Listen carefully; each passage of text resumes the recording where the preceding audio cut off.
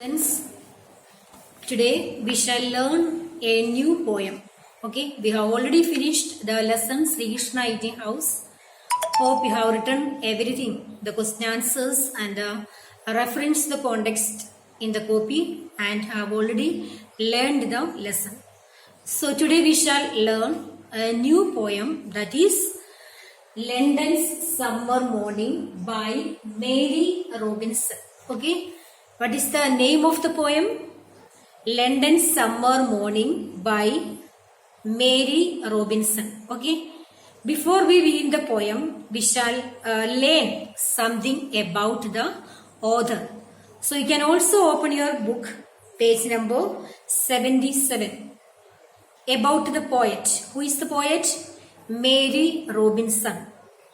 Mary Robinson lived in London, in the busy city of Bristol and London, but also lived for a time in France and Germany.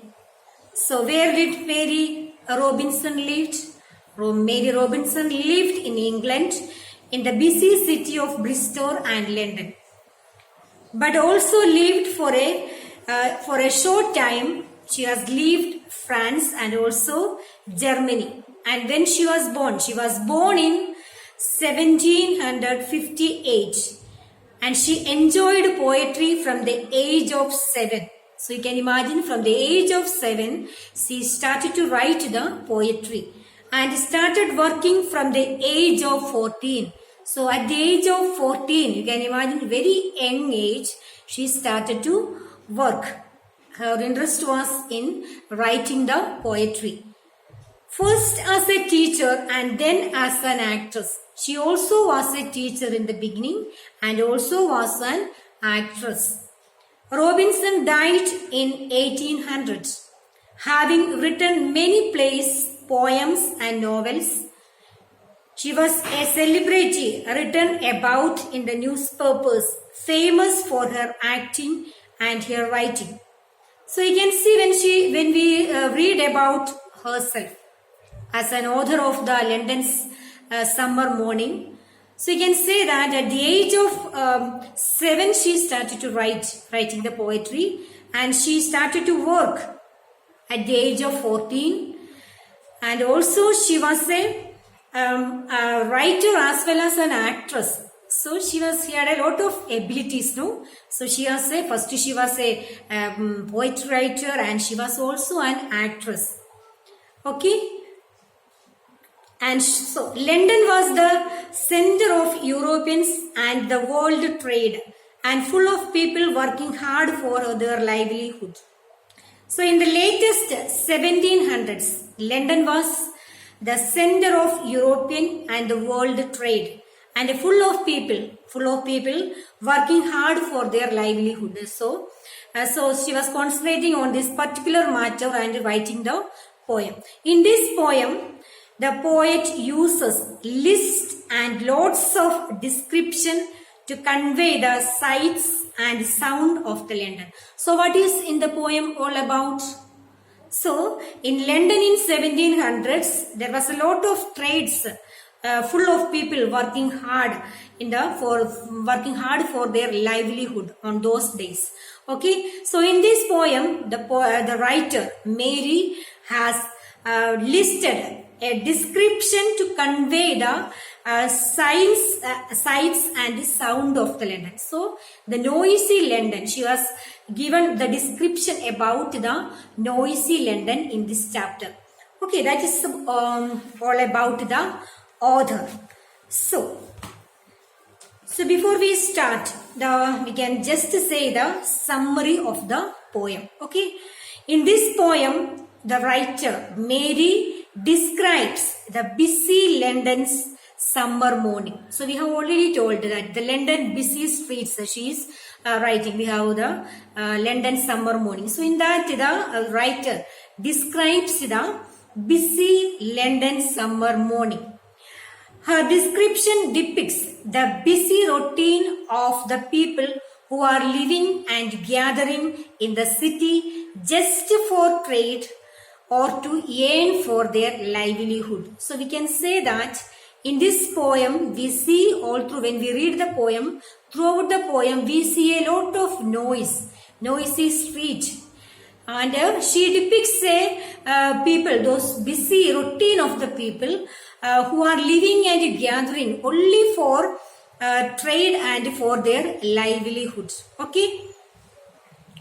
And to earn for their livelihood. Everyone has concern for just his or her work. The people are only bothered about his or her work, not concerned about the others. Otherwise, they will not make such a noise, no? Work with the other things. So, keeping this mind in your mind, we can just start reading the poem. Okay. So, this is the background of the condition of the poem. So, we will just start reading the poem. The London Summer Morning by Mary Robinson. Who has not waked to list the busy sounds of the summer morning in the slaughtery smoke of noisy London, on the pavement hot, the sooty chimney boy with dingy face and tattered covering shrilly bowls his trade. So, a lot of difficult words are here. Okay, so many word meanings are there. When I explain the poem, I will tell you one by one. So, who has not waked to list the busy sounds of the summer morning? So, Robinson says that here, the beginning lines, the poet says that who cannot wake up in the sound of the busy summer morning. Okay, in the black smooth of the noisy London. So, the poet says that in this line, the poet telling about the noisy London. How noisy the streets and how the people will not get up by hearing the noise of the London. She tells about the busy sound of London, hot and humid weather. So the weather also is very hot and the people are making the trade and they are calling out to buy the things in such a loud voice, and by hearing this, who will not get up in the early morning? And the weather is about the weather also is it is very humid and hot weather. Pavement and chimney boy who is shouting for their trade. The pavement, pavement means what? The pavement means the footpath. The footpath, the sooty chimney boys. Chimney boys means a person who cleaned the chimney passage that is covered by soot and dust from the fire. A person who, in the olden days, we have learned the previous light in the night. We have learned about the London. In the beginning of London, there was no street light, isn't it? We have learned the first chapter. There was only the street lamps. So the chimney boys used to light up the lamp, clean up the lamp and put oil. So they look, their face, how they are not very rich people. They are very poor people, and they used to clean up and light the lamp in the evening. That was the work, chimney boys. So while cleaning, their full body covered with the dust and covered with the dirt. So they wear the cloth also in such a way, so they looks very dirty, and also how the dingy face, their face looks very dark. So who has not waked to list the busy sounds of summer morning in the slaughtery smoke? Slaughtery means the dark of the noisy London. So the poet is telling in the first two lines that who will not get up by hearing the noise of the London, and also in the smoke humid weather of the London. On the pavement means the footpath. The sooty means black. Chimney boys, one who clean the chimney. Okay, the sooty means the black with the dingy face. The dingy face means who is telling about whom it is talking about? The chimney boys who clean the chimney, and their faces, they are very short in height, and also they looks very dark and dirty. The clothes is very dirty and their face also is so dark. And tattering covering shrilly bowls his trade. Tattering means They wear the torn piece of cloth. They are very poor people, those who clean the chimney and light the lamp. And also, they have not enough money, so how the cloth they wear? Tattered covering. Tattered means a torn piece of cloth they wear, and they call out. Call out means the shrilly bowls is spread. Means the in a sharp. Shrilly means in a sharp voice. In a sharp voice, who calls out? These chimney boys calls out. And they speak so sharp voice. They speak out so loudly. So once again we shall read the 4 lines of the poem. Who has not waked to list the busy sounds of summer's morning in the slaughtery smoke of noisy London? On the pavement hot, the sooty chimney boy with the dingy face and tattered covering shrilly bowls his trade. So the chimney boys has come on the pavement to clean the lamp light, and they look so dark, and the dirty cloth, the torn cloth they wear, and they calls out, and a sharp voice they calls out for their, and the people calls out for their trade. The next line, next stanza. Arousing the sleepy housemaid at the door, the milk pail rattles and the tinkling bell proclaim the dustman's office, while the street is lost in clouds. Imperious now begins. So the next line tells us that the second stanza, the poet is describing about the business of the housemaid. So in the second stanza, the poet is describing about the busy schedule of the housemaid. Housemaid has a lot of things to do, no? Okay. Who wakes up by the ringing of the milk pail rattle. How she gets up. The London street overall, the sound so noisy London, and how the housemaid getting up, rouse up means getting up by hearing the noise of the milk pail. Milk pail means the container which the milk is given, the pail, okay, bucket, and the milk pail rattle, the sound of that noise, and his sounds of the bell become the cause of the anointment of, and for the dustman that is in the time to do the work. But the street is covered with strange clouds. That means the street is covered with full of noise. So in this stanza, the poet is telling about on the footpath, the chimney boys walking with a dirty face, covered with black ash, and wearing the torn cloth. We already said that. So the chimney boys on the footpath, they are moving around, cleaning the chimneys and cleaning the lamp, and also how the description is given about the chimney boys. They are with a dirty face, covered with black ash, and wearing the torn clothes. And they are calling out with their sharp voice. They are shouting with their sharp voice. With that also the people can wake up, hearing the sound, the noise. This make the housemaid to rise from the sleep. This noise make the poor housemaid to rise up, to get up from the sleep. And at the door, the milkman calling out, and the milk pail rattles. Okay, that also the milkman at the door, the milkman also calling out, and that sound also make a lot of noise. And the milk pail, the bucket, to hold it. I told that what's the milk rattles? It means milk pail rattles means the milk container, the bucket on to hold the milk. They usually made of aluminium. So usually they make touching each other, it makes the noise. And the doorbell is rung by the dustman to collect the waste from the house. So about the dustman, who is collecting the dust from the house?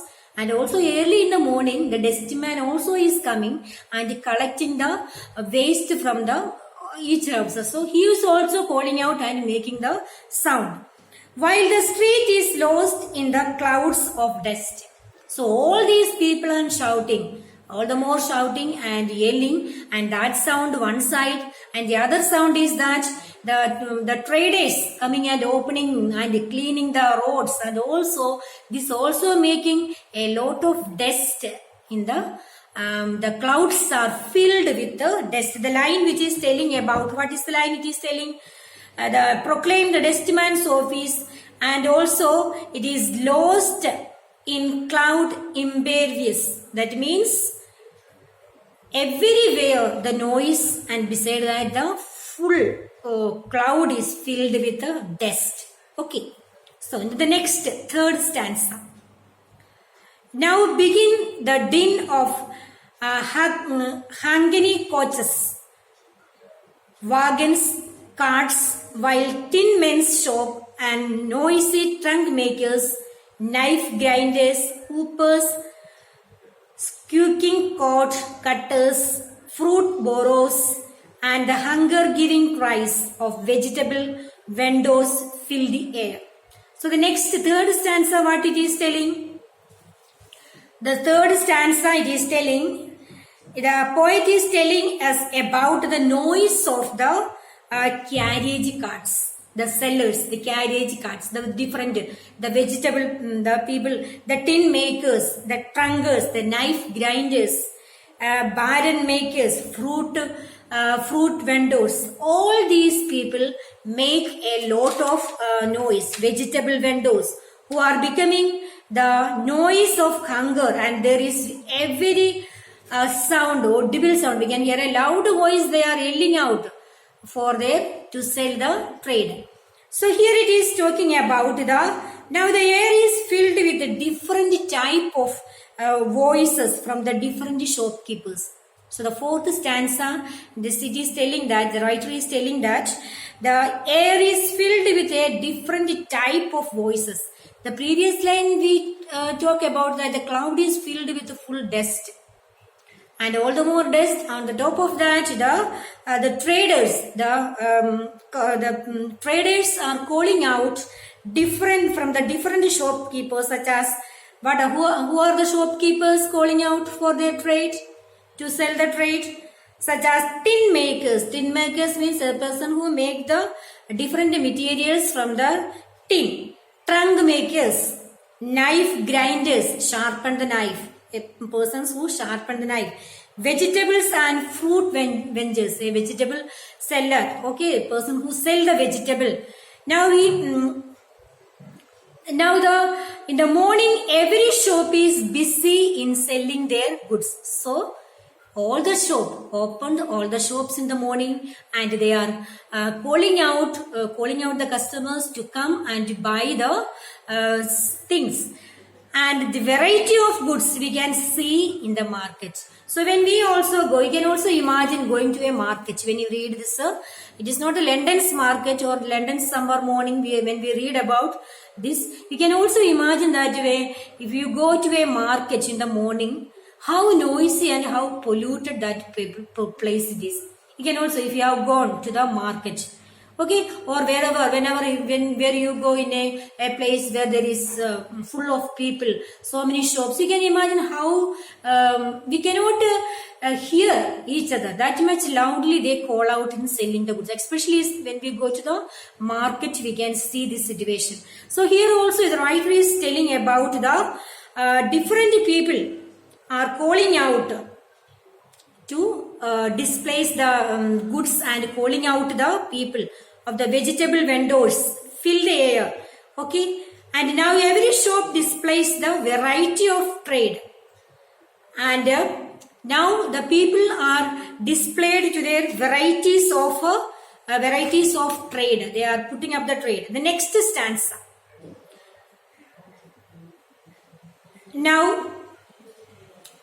Now every shop displays its variety trade, and the fresh sprinkled pavement cools the feet of early walkers. At the private door, the ruddy housemaid twirls the busy mop, annoying the smart pretense or neat girl, tripping with the bandbox lightly. Okay, so what is the explanation of here? In the morning, the poet is telling about the shopkeepers who are displaying their goods for the customers' attention. So early in the morning, we can also see that when we go to the shop and all, early in the morning, the shopkeepers come and displays their goods, open the shop and displays, and they call out for the customer. And the pavement is cooling the feet of workers. The pavement means the footpath. They are sprinkling the water. So that gives a little relaxation of the workers. In the hot, humid weather, the sprinkling the water on the road makes the workers, the people go for walk in the morning. You have seen, no? In the cities and all, people go for walk. On the road they walk. So it gives a little relaxation, the cool sprinkling of the cool water on the pavement. And the private doors of front are cleaned by the beautiful maid. The roads are cleaned. The private doors are cleaned by the sweepers. It is talking about. The roads are cleaned by the beautiful maid. She is wandering here and there with her box. She is the beautiful girl. Again, the poet is telling that a beautiful girl. She is cleaning the footpath, and that she is moving here and there, teasing the new traders and the neat girl who are learning the trade. And also this particular girl, a beautiful girl. The poet is telling a beautiful girl is cleaning the pavement the road, and also she is teasing the newcomers. She is moving here and there with her box, and also she is teasing the newcomers who are learning the new trade. That also the poet is talking about in the last line. Okay.